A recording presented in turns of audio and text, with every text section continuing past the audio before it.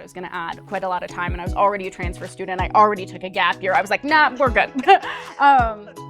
Welcome to Innovation Springs. I'm your host, Hayley Blackburn, Innovation and Design Librarian, Program Director in C3 Innovation, and affiliate faculty with the Center for Research Frontiers in Digital Humanities.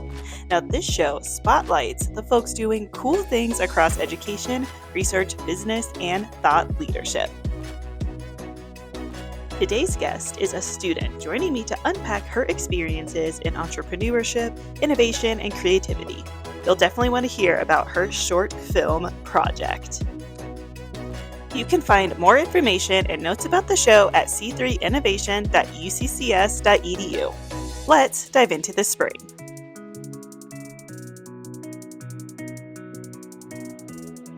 My name is Ariana Pasquini. I'm the event and marketing coordinator of EPIIC, and I am a full-time student as well as someone who is working two jobs. So EPIIC is just part of my constant chaos, but it's my favorite part. Oh, so yeah, part of a much larger portfolio. Yes. What are you studying? I'm studying communications with a focus in media studies and a minor in business. Oh, what kind of led you into That's that a combination? Great question. My parents opened a business when I was in high school that I became very involved in. We own a children's play center in like the Centennial Highlands Ranch kind of area. It's a 13,000 square foot focused all on like the social and emotional development of kiddos 0 to 6. Yeah. And I was super involved in it from a really young age, behind scenes. And so I was our event manager at like freshly 17.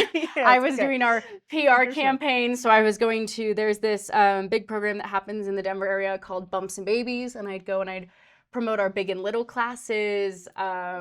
I did social media campaigns and I had a lot of fun with it. We hid an elf around. I came up with this idea to hide an elf on the shelf in all of these areas in our different imaginative town. Yeah. So it's like we have like a tiny fire station and a tiny vet's office and everything. So I hid this little elf all over and I posed him, I photographed it, I edited it, and then I rolled it out in a campaign. And it was so fun that when I went to school, I was like, oh, I love this actually. I think this is really fun.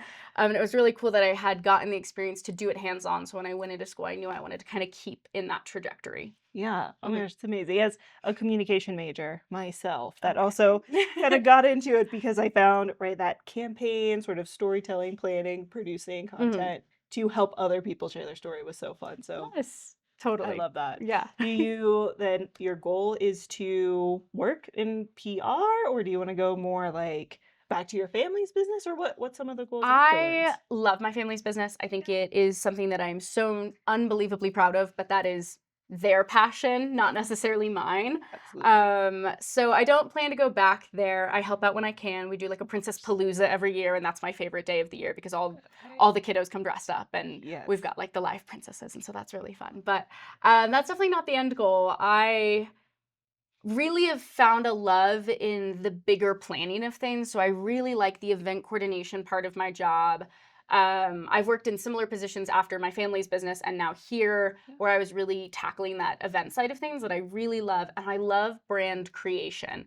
So I really like building the bigger picture. I've realized I don't love the marketing aspect. So even though that's a key part of my title here, it definitely is probably my least favorite part. So I think I like this idea of building a bigger idea, helping navigate and like put the puzzle pieces together to actually create that idea into actual practice. Yeah.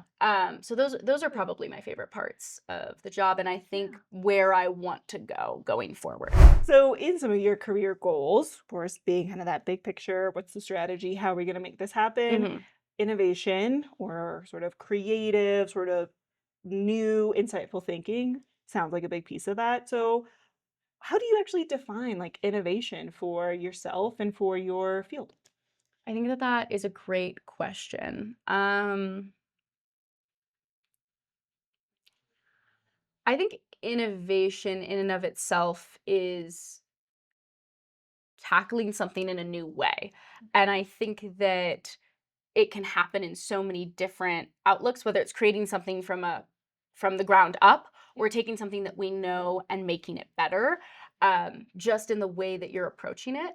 And yeah, I don't think you can have innovation without inspiration. Something has to lead you to finding that new approach, Mhm. right? You're not going to do it on accident. You have to have the inspiration to want it to happen. I think about the ventures that I interact with. I think about the small businesses that I interact with. They saw a problem. They were inspired to fix that problem. They come up with an innovative solution. Yeah, Hmm. I love that. The kind of real intention behind it as well. Hmm. And I especially appreciate that because I feel like for many people, they may feel like, oh, I'm not a creative person or like I'm not an innovator. But to me, because there's some intention behind it, it's like you can be, right? Hmm. It's really kind of a skill that we can practice, we can build when we see a problem.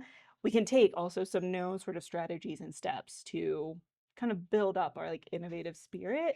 Totally. Yeah. Yeah, I think kind of going off of that, I think there's so many people who do not consider themselves innovative but are doing very innovative things. And I Yes. think they're scared or it feels like innovation has to be in the STEM world Right. when it totally isn't. An innovation that I have in my daily life is that I have a clean laundry basket and I put my clean clothes in the laundry basket because I know I'm not going to hang them up right away. And so like for Fair, me, yes. that was an innovative choice that I made to like make my environment work better for me, Mhm. right? I don't think innovative has to be in such a grand scale Yeah.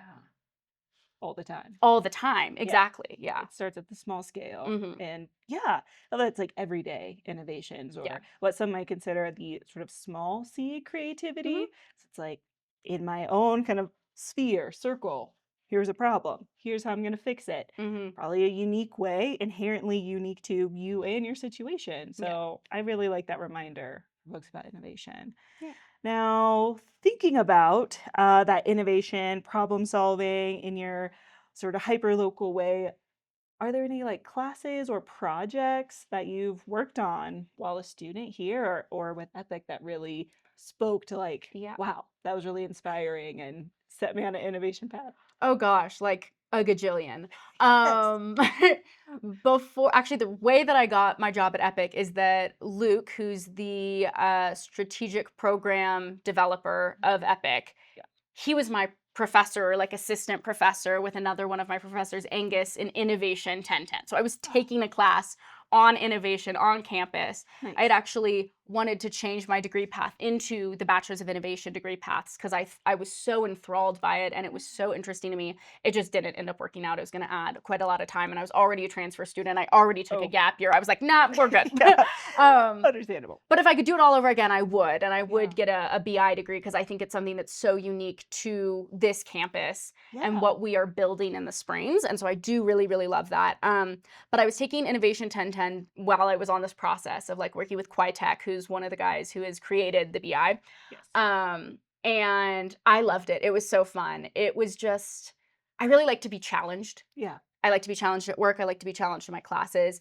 And in the department here that I was in, I was feeling not super challenged. I was feeling like I didn't love the content of a lot of my classes or that I'd done a lot of hands-on work. And so it kind of felt repetitive Right. to 'Cause me. you And I knew that it was going to benefit me at some point in some ways, but like it was so fun and refreshing to feel challenged and to like have people in my classes who were also coming up with really, really creative answers. Yeah. I felt like in a lot of my other classes, like I would put in a lot of work and I don't know if I would see the same kind of across the board. But in this innovation class, like I'd go in and there'd be people with like the craziest ideas that I would have never thought of. And I loved it because it made me want to come up with a better idea and come up with a better Yeah. idea. And I really don't think I had thought of myself as innovative prior to Yeah. that. Okay. I think I had maybe thought of myself as creative, but I didn't see those two things hand in hand. Yeah, it's connected. Yeah, so taking that class was super fun. And at the exact same time, I was taking Intro to Entrepreneurship with Gail Richards and Carolyn. Gary. Yes, Carolyn Gary. And that also offered that, where I was coming up with new concepts and new brands and new designs. And that was so much fun to take those in tandem. And I think it was just a really, really cool group of things. I also have just had a great handful of professors while being here. I loved Andrea Baker. I took Principles and Practices of Advertising with her. And I remember on maybe like the second day of classes, I asked her, is there any ethical way to do marketing? Okay. Ooh, good question. And she What's the spent the takeaway? entire semester answering it. So at the very last, or like one of the last classes, she came in with a presentation basically answering that question because she was also like, huh, Good question. is there an ethical way to do marketing? And I really liked it. I think it shifted my perspective, and I think it shifted her perspective, and I really loved engaging with that. I also had two professors in the film department, Mark and Ralph, who were just amazing and constantly challenged me to create what I now think is one of my best pieces of like creative work, which was a screenplay I made in their class. And so I think there's a lot of professors here who really push this idea of innovation and challenging and like shifting mindsets to come to answers. And I'm really grateful of that. I think that's been my biggest takeaway from UCCS, not necessarily the class content itself, but how that content is delivered and manipulated to kind of bring that out of you. Yeah. Oh, I'm so happy to hear that you had such a great like experience.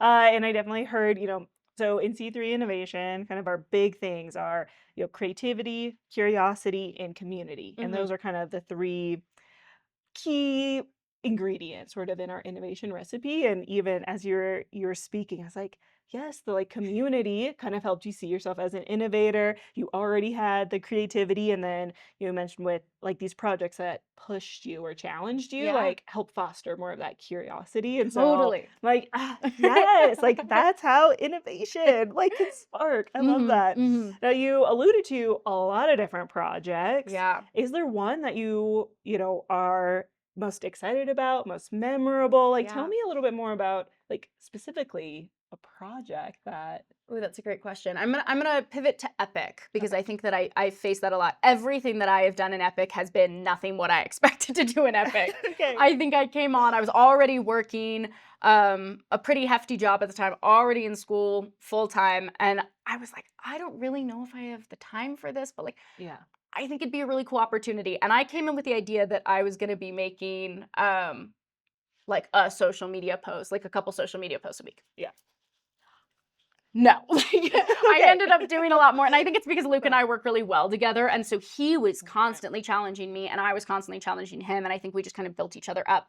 But some like really fun projects was creating this studio. I had to do a lot of research for it about equipment and just things like that.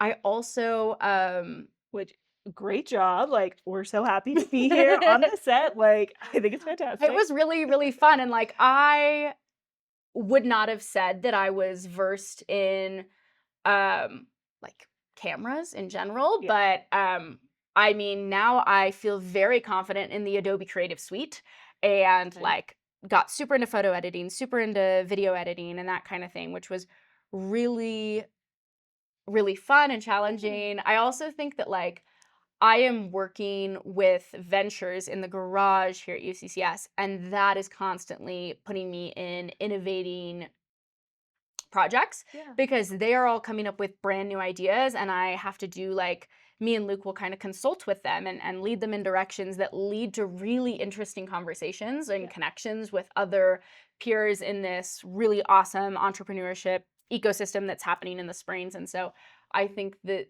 those projects have just been like Joshua, for example, he's creating a dash cam app. Okay. And that's so cool. So he didn't know how to code when he entered the garage with this idea. He just had an idea and it's now like on the market. And that was really, really exciting to like get there. And so that was a fun project that I was like in the back seat of, but getting to witness and be a part of. And Right. Yeah. The kind of osmosis learning of just like here is from ideation to now actually being on the market. Like there's a lot I think that we can learn. I just observe also a lot of even from our faculty fellows, their research projects and a lot of it is way outside of my field. We have various like more cybersecurity things. We have things with a lot of like health sciences, which is not my field at all, but just listening, watching, observing, like seeing how they're bringing their projects to life. It's like, wow, picking up a lot. It's really, really cool. Yeah. And I think we're in such a developmental phase at EPIIC right now that like all of these programs are kind of coming in and we're building them together as a team. And I think that that's really challenging in a cool way where we're focusing on like what works, what doesn't, what do we need. So like the garage, we're like, okay, we really want to create like a creation studio. So we have a Cricut now, and we have a 3D printer, and we have all of these things. And we're, having to come up with a curriculum that will help anybody at any stage in their business because people are coming in and they're, in market making revenue. And then we have people like Josh who come in with an idea and a concept, right? Yeah. So that's been a really innovative process to be like, okay, how do we create something that's streamlined for everyone, but also going to be actually helpful for everyone? Because you don't want someone to feel like, oh, I've done this 2 years ago. Right. This isn't actually beneficial to me. And at the same time, you don't want to give them too much that they're overwhelmed and then they don't follow through. Right. But we've brought a lot of cool programs or been a part of a lot of really cool programs and projects this year. So I love Spark the Springs. It's my favorite event of the year just because it's the biggest event of the year and I have a lot of fun with those. Colorado Springs Rising, which is like kind of our startup week down in the Springs, which was really fun. EBV was brought to UCCS this year and that was a cool project. And what does EBV stand for? Entrepreneurship Bootcamp for Veterans. Oh, okay. Fantastic. Yeah. Especially for our area and our community, that seems particularly perfect. Yeah. And Larry brought that in. He had worked at another university that had it, and it started at Syracuse, and it's at huge universities like TCU and UCLA, if I'm speaking right. And so to bring it to a smaller scale school is like really, really exciting and cool. That was one that I was not as involved in. I was working more with the garage at that time, but I can't wait to see where it goes because it's one that I loved like editing the photos for and doing the post for because it looked like a wonderful time. Which, we'll definitely have to keep an eye on it. And Yeah. see how that comes together. Oh my gosh, I love that. Okay, I don't want to like let you quite off the hook yet. Okay. I have been really dying to know more about your screenplay though that you mentioned earlier. Like, wait though, what was it about? Please tell me more. Film, studies here. I want to know. Okay, it's kind of hard to describe because the biggest point of it is a misdirect, but we had to create a screenplay for a short film. Okay. And that was what we spent the entire semester working on. And so we worked in like a writer's room where we were giving feedback to one another, really fun, building storyboards, building out these characters. And I just had a blast with it. I love film. My film classes have always been my favorites that I've worked on. And I love writing, but I had never tried film writing. And so it was a really, really fun project. Probably the most fun class that I've taken in my entire college experience. And basically the premise of the short story or the short film was it follows this girl, Maya Conte, throughout her life. It starts with kind of these, think Barbie movie, like in the beginning of the Barbie movie where it's kind of like these blurry like memories. Yeah.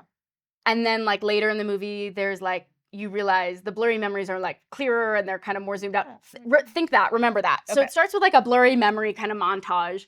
And then it follows this girl, Maya, throughout her whole life, through all these like influential points in her life. And there's all of these subtle stories that are happening in the background, but like it follows her through high school and middle school and her going off to college and then her getting a job and, finding a partner and whatnot. And as this is all happening, there's all of these kind of like underlining messages and there's a narrator. Okay. And you think that the narrator is her mom because she's talking about like new opportunities and life and all of these things. And it cuts to her in the hospital and you think, oh, she's like about to go, have a child or whatever. But it's cutting back and forth between what we now know as the narrator, because there's this unveiling, because this is when we see those memories kind of zoomed out and we realize it's not actually Maya. And it ends up telling the story, basically, to wrap it all up, it tells the story of the receiver of an organ donor. Oh, wow. And it ends up kind of this idea, it's called Life in Pieces, and it's this idea that maybe this person who couldn't serve the life that they thought that they wanted to was better in pieces than they were as a whole. And so it ends up ending with all of the recipients of their organs at the end. And you never see the face of the narrator, you just hear their story. Right. And they're not there for the beginning part before Maya has the organ. They only enter the story once Maya receives it. And there's a lighting change.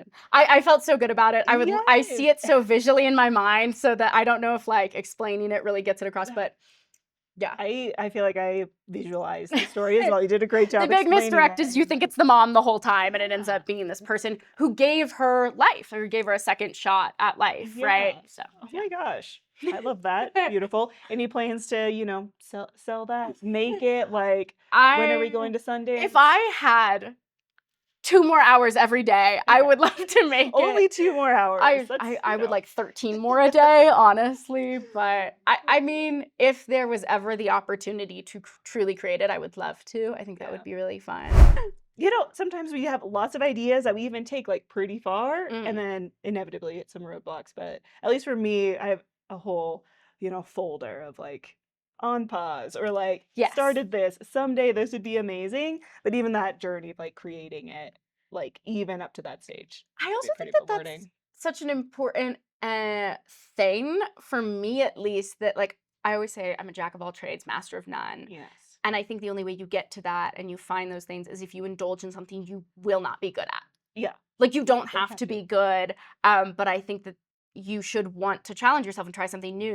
Like I love to play instruments. I am not great at any of the instruments that I play. I love to draw. I have really gotten into photography this year, and that's been Yeah. really fun. Like I love to cook. I love to dance. I've never taken a dance class, but I'm always Yeah. dancing when I can. And I think trying things that you're not going to be good at is important. Yeah. Like I can sew, I'm not great at it, but I want to be better. And I think Right. that's where innovation builds, is when you're constantly wanting to get better Yeah. at something, whatever it may be. Right. That's when you kind of build that innovation. So I think a half-finished project is better than no project at all. Yeah, right. We learn so much in the journey. And of course, jack of all trades, master of none, but still often better than a master of one. So Oh, I love that. I I've think never that's how heard it that. ends. I mean, that's what I saw on like threads. I have not verified that that's actually how it ends, but I definitely have made it my headcanon. So to be like, yeah, in most situations, there's a lot of value in knowing enough about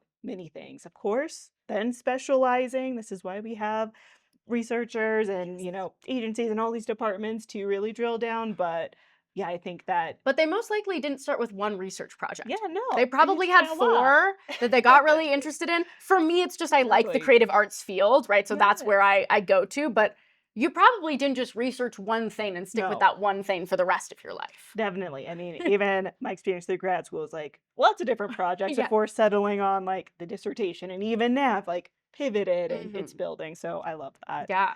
Okay, so speaking of pivoting, building, as you are nearing graduation, hooray, what would you like to see maybe evolve in your community or in our community? That is such a great question. I kind of ended up in the Springs by happenstance. Oh, yeah.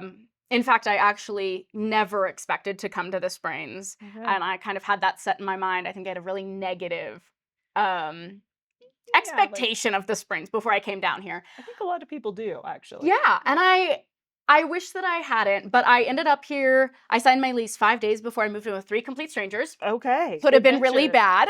bad. It ended up being really good, and I'm very grateful for it. Ended up re-enrolling in school here, and it just kind of happened as it did. But I have come to really love the Springs and really love the community that exists here. I think it is such a big city that feels like such a small town. Truly. It's insane. I've been Yeah, here for 3 actually. years and I can't go anywhere without running into someone I know. Yeah. Actually, though, I think people underestimate that element of it. Plus, we have all of our like neighborhoods that all have such different kind of feelings and vibes to them. But yeah, no, we constantly run into. I think that that's what builds such a good community, is that I think that because it is a big city, but it feels so small town, the people who want to be around you will. And so there are pockets of community. I wish there were more intersectionality in that, right? Like I wish that we were combining more of these little groups of community and having more outreach. That's my hope for the Springs. Another huge one is I wish that we had a better public transportation down here, but that's kind of out of reach. Right. Because we've built outward rather than upward, and it is impossible to not have a car here. Yeah, we are not a walkable area at all, which was definitely the biggest kind of adjustment for me. Where did you come from? Fort Collins. Okay. So yeah, much more like I feel like even though it is sprawling, like a lot of the core elements are built around the college, and yeah, a lot better just transport. And I could walk like so many places in Fort Collins. I'm Yeah. like, the sidewalk exists the whole time and I don't have to I cross wish. like crazy streets, but No, you know, that's been the hardest part. I'm a city girl through and yeah. through. So I struggle with that because it's what I yearn for. Yeah. I think of all the cities that I've gone to, and I'm like, there's so much freedom in public transportation. Mhm. I really feel so safe when there's good public transportation around. So I do wish the Springs had a better bit. And also, system. I feel like I have a lot of my ideas actually strike when I'm walking or like Hmm. just when I'm at least not driving, which is good. Like, right, focus on the road when you're driving. But I definitely do notice like when I like walk to campus, for example, I do live Mhm. close enough, it's like a mile Yeah. from my door to my office door.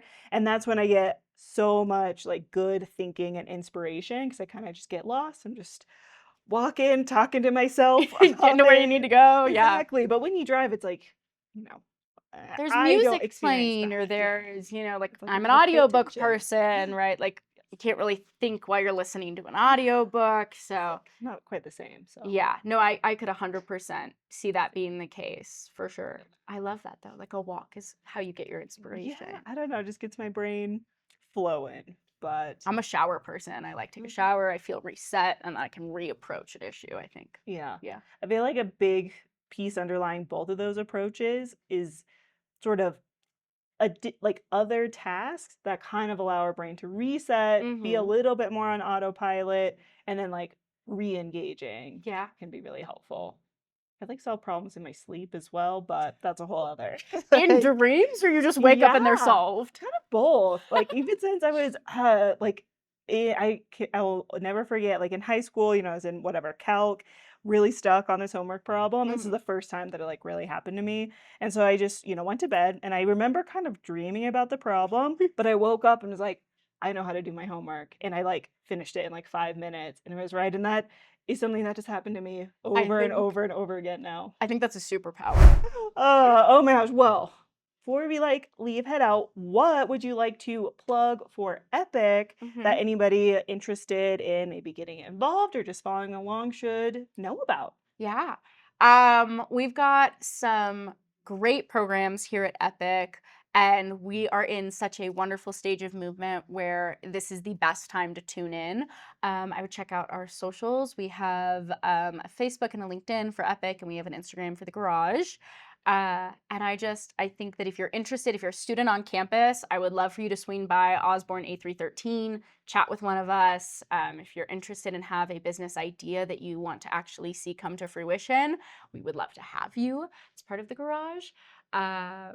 And just kind of keep an eye on community-wide events and our amazing partners in this ecosystem. Check out XI, Exponential Impact, check out Catalyst Campus, Thrive, SBDC, all of them are amazing. And our job at EPIIC would be so minuscule if we just did not have the help of everyone else in Colorado Springs. Yeah, love that. And we will have all of the links, information, tags for you in the show description and show notes. So definitely check out all these exciting things happening at EPIIC. Yeah. That sounds like a wrap. Well, thank you so much for this conversation. Good luck as you head out into graduation. Not that I don't necessarily believe in luck so much as like, you're prepared, you have a vision, you have goals. I have full confidence you're going to make the most of the opportunities presented, but I hope so. Yeah, next step's I really coming. do. I really do. I'm excited to close this chapter. I've been 1 foot out for a while, so I'm ready to like really step into the next thing. Yes. Because I think I'm being kind of tugged back and Right, you're ready to fly and go. And that is a wrap on today's story of innovation. If you want to explore more, you can find the links and ideas in the show notes. If you want to be a guest, I would love to hear your story. Find the submission information at our website. Innovation Springs is a production of C3 Innovation at the UCCS Kramer Family Library. Studio recording was provided by The Garage at EPIIC. Hayley Blackburn is an affiliate faculty member at the Digital Humanities Center. The music was from Simone Jean-Flepine, Dreaming of Innovation Storyblocks. Follow C3 Innovation on social media and check us out, c3innovation.uccs. You can find events, programming, and more opportunities. Grab more digital humanities content at labs.uccs.edu, CREFDH, and find more innovation initiatives from EPIIC at epic.uccs.edu. Thank you so much for joining me, and I'll see you next time on Innovation Springs.